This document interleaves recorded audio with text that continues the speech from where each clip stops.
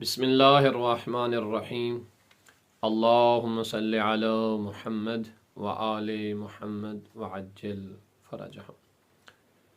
امام جعفر صادق علیہ الصلاۃ والسلام ارشاد فرماتے ہیں، اور بہت ہی خوبصورت حدیث ہے، قابل غور حدیث ہے، کہ جس میں آپ علیہ السلام ارشاد فرماتے ہیں کہ جب کسی مومن کے پاس اس کا مومن بھائی آئے اور وہ اپنے اس مومن بھائی کی عزت کرے، اس نے اس مومن کی عزت نہیں کی ہے، گویا اس نے خدا کی عزت کی ہے۔ احترام مومن کی عزت کرنا اس قدر عظیم عبادت ہے کہ اللہ مومن کی عزت کرنے کو اپنی عزت کہہ رہا ہے۔